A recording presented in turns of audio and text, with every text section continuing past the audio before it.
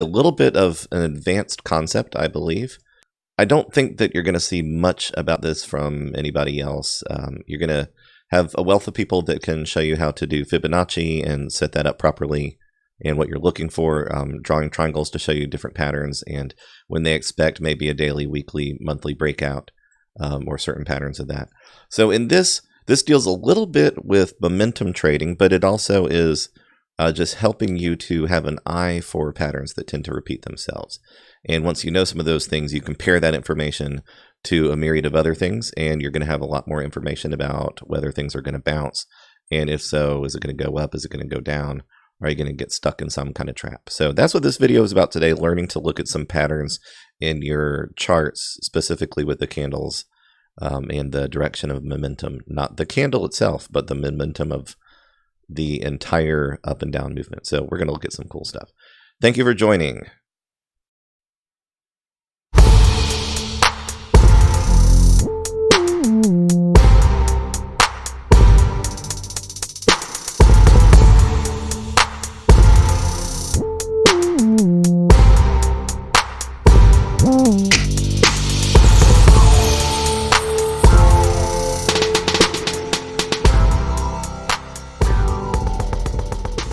All right, so getting right into this, we're looking at the current movement for Bitcoin, and I'm going to kind of slide in here until I see some of the trends. So what am I talking about today?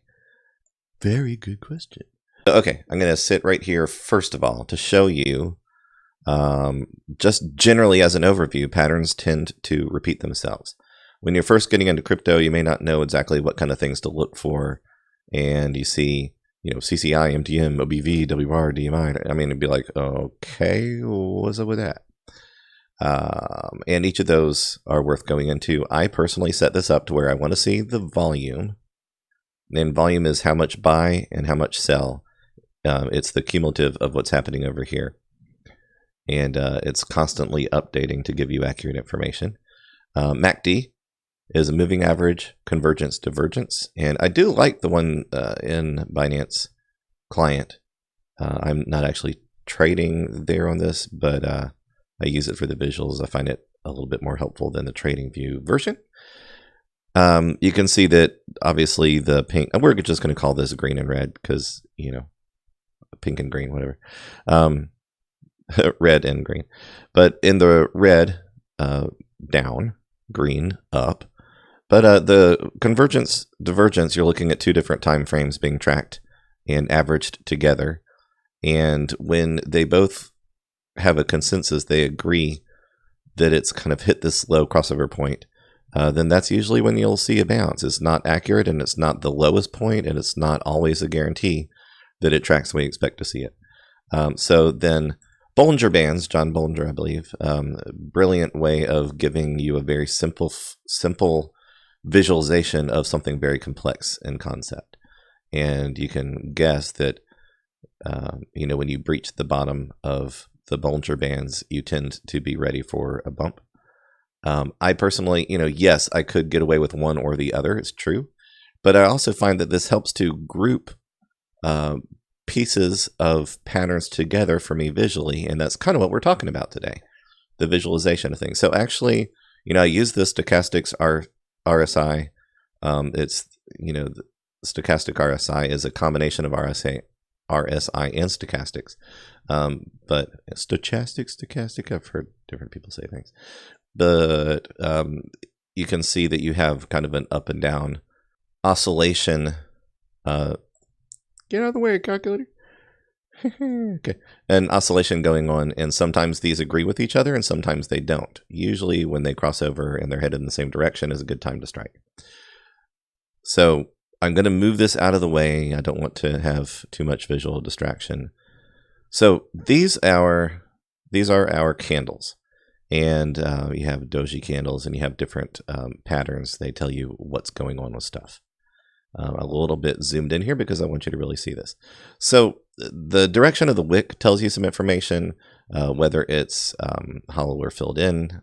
You can have them set up a lot of different ways. But they're basically giving you information of what's going to happen next. And over time, you can see we're on a 1 minute candle. So every minute I'm getting an update. And that's the reason I want you to see patterns tend to have a specific kind of movement to them. And okay, here's a really good example when we went from, I mean, it actually seems like more than it is, but it's less than 100 jump. But it was a big jump in a short period of time. And it took, on Binance, it took 416 Bitcoins to get it there. That could have been a lot of market buys and several different people, but people reacted in this kind of launching point right here. So what I want you to be able to see is that momentum tends to pick up when there's more volume in a certain direction. People are influenced by what other trades are doing, and you can see whether momentum is building towards something or whether it's starting to die off. And a lot of people, they might see something like this right here, and they might think that this is just going to keep going up forever. Well, the truth of the matter is this could have scared some people off, but it kind of found a resting place here of support, and it bounced a little bit, and then people are a little concerned. They're not so sure. There's a little bit of a sell-off. Maybe this was a good range for somebody to go ahead and get out. And then the push continued. So what I want you to notice here is that this is a pretty sharp upward movement, just the shape of it like an arrow. And this is a little bit undefined here. This was pretty quick, and then it fell off a little bit sharper, but not so sharp that you would expect this to just keep going down forever. If you look at trends, you can see this is fairly similar to this, and it's a sharp upward pattern, and then it gets a little bit less defined. And sure enough, as much as you don't see as high and quick a peak there, it's more of a curve. And you could call that a rainbow or an upside down, a frown, an upside down smiley face.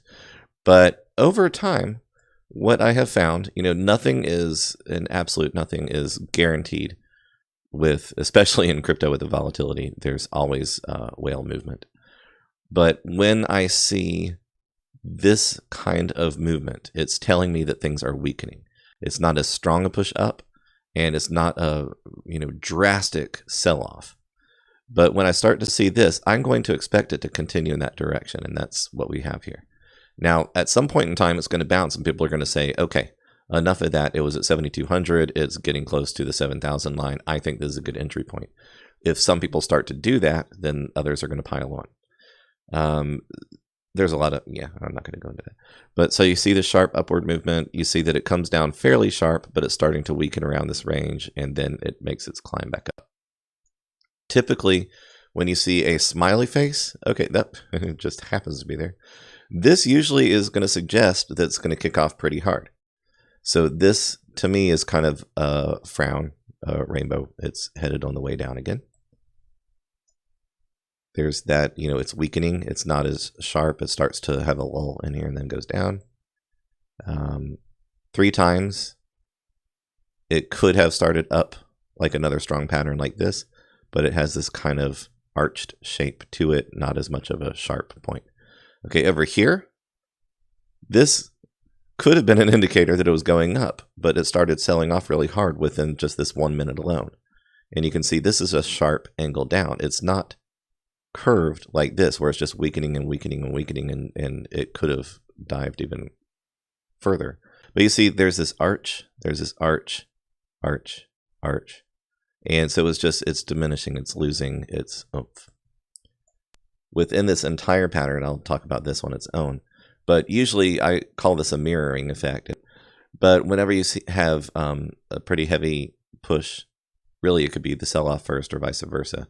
I almost always expect this range to kind of level off, whether it's over 40 minutes or an hour, or it could be even 5 or 6 hours. If it did this, I'm going to expect it to do this. And that's kind of cool, because then you're going to wait for it and see, sure enough, in this, they weren't done selling, and it broke that 7K, that 7K range.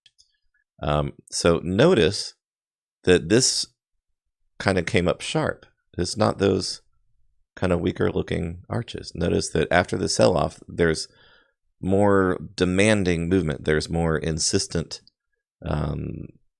determined kind of movement. We have a little bit more of a spike, a little bit more of a spike, and then it starts to weaken again. Okay, this one, yes, this is sharper, and then what I usually tend to look for is once it's done the same pattern at least 3 times, I'm going to back off a little bit because I don't think that it's just going to keep going up forever. So you can see that this was starting to weaken here, and then sure enough, boom, there's a strong spike upwards. It sold off hard, and so I would not want to go back in here assuming that this was the bottom until I saw what it was doing, and sure enough, it was a kind of weak one again. This kind of tends to repeat what we saw over here. Really good example. See how, this pattern, and then it looked like it was pushing fairly strongly upwards, but then it started to lose that shape.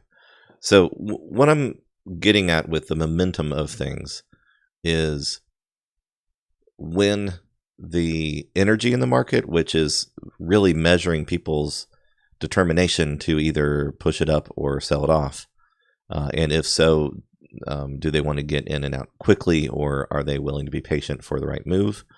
That sentiment is what's being measured in this time, because these are people trading.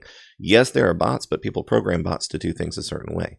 The bots can trade, not thinking, but based on very similar patterns that everybody else is looking at.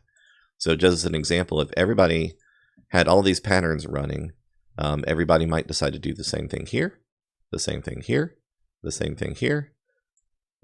So Fibonacci and all these different, MACD, Stock RSI, they're all kind of, the market is full of self-fulfilling prophecies. The market doesn't do things because you were so lucky that you called things right so often. Things tend to repeat themselves because everybody's looking at the same thing. All right, so it hit a bottom there, and you can see that it went to the bottom of the Bollinger Band, which is always kind of a sign that something's going to happen. I didn't see a sharp up there, though. So I'm going to assume that, okay, it's going to start to lose its oomph. And sure enough, that's what happened. So this is a sharp down, and it would be interesting to see, do we see any recent examples? Because all of this movement is an example of whoever's behind it. So people tend to often do the same kind of things. And it just kind of use my own advice here. I don't see extremely strong, sharp pushes, even though it's, small, medium, large kind of thing. It's increasing. Volume is building up, and it's negative volume. The MACD does not really look to me like it's done finishing the bottom, but I think that it's probably going to come back up to 68, 80-ish. And actually, because of the sharpness of it, I could see it doing a little bit of weak one and then kind of pushing up in the 68, 60 range and getting a little bit of resistance, and then maybe 68, 70. But, the one thing that is guaranteed with Bitcoin is that it'll never disappoint to do just the opposite of whatever it is that you think it's going to do. So I don't know if you pay attention to really good people that do analysis, their explanation is almost always the conclusion is it's either going to go up or it's going to go down. What I want to show you instead is to watch for the shorter term patterns so that you don't think that when it's going in a certain direction, it's going to keep going up there forever. And that when you see it starting to go, let's get over here. When you start to see it staying in this range, that it's going to just safely stay in this range forever. Bitcoin does not stay steady for, more than a few days, almost ever. It looks like it could start to go down again. That's looking at a 2-hour candle, but it doesn't look extremely strong to me. I don't think that it's going to sell and sell and sell forever down. I think we're going to see 68, 70-ish, and then if that supports that, it's going to come back up to 68, 80. So tell you what, it is 7:47 p.m. on April 21st, 2020, Eastern Standard Time. I hope that you learned a little bit about this movement and how, the sharper patterns tend to mean that it's a more definitive move in a direction, and the weaker kind of frowny face stuff means that it's leveling off and losing its momentum. And that doesn't guarantee it's going to change direction, but it definitely guarantees that you want to look at what it does next, because it's either going to just keep losing momentum, and that's really what this sell-off kind of looks like. There's nobody that cares enough about buying it back at that point that it's going to keep it from going down. Or there's people that were already planning to do what they're going to do, and, that was 200 Bitcoins worth of sell-off. So we'll see what it does next. It's a little after 9:30 Eastern Standard Time. Same day, April 21st, 2020. And I just wanted to show you that after we had this down towards the end of the video, my guess was that it would kind of stabilize down here and then come back up around 68.70, 68.80. Don't know for sure, but I just did want to show you that the patterns continue to do the kind of thing that we're learning in this video. So there's the sharp point, and it kind of came down sharply there. And now we see a little bit, with that, you can see this kind of smiley face. So in the same way that kind of a weaker down usually means there'll be a drop, that curve instead of a spike, kind of see the same thing from spike to spike. Big old smiley face. I kind of expect that it could continue doing this until eventually it makes it up there.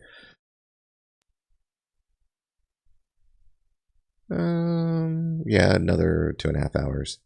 I could see it being back up at 68.80, but oftentimes, in fact, more times than not, Bitcoin says, haha, you think you can guess. You can't guess. All right, so just a little bit of an update there. Keep your eyes on it. It'll be interesting to see whether those patterns do something that is telling to us. It kind of looks like it might. Big, medium, small, boom. We'll see. So just wanted to show you a little bit more. I'm going to assume that that's probably going to do what we were talking about.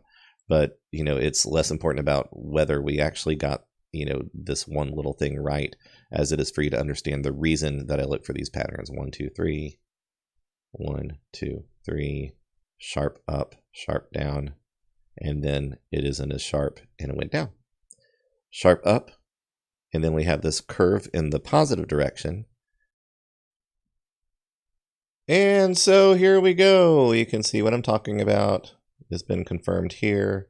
Started to weaken a little bit there, but it did not do one of these. So it made a little bit of a sharp climb there, a little bit there, a little bit stronger, a little bit stronger. So let's just see, does it come up to the 70 or the 80? Kind of looks like it's going to do that thing. All right, so here we go again. It's now 10:40, April 21st, 2020. And you can see that we had the peak right there at, well, we had the curve right there around 68.70. And then it peaked right at 68.75. And now it's going to go for its second up. So just exciting. And it just, it goes to show that there are patterns there for a reason. And they tend to do things sometimes that are predictable, even with Bitcoin. Gotta love that 68.80. So might even keep going up from here. I think it probably will. But this was just too much fun. All right. I hope you enjoyed this. I hope you learned something. And for now, Gordon Freeman out.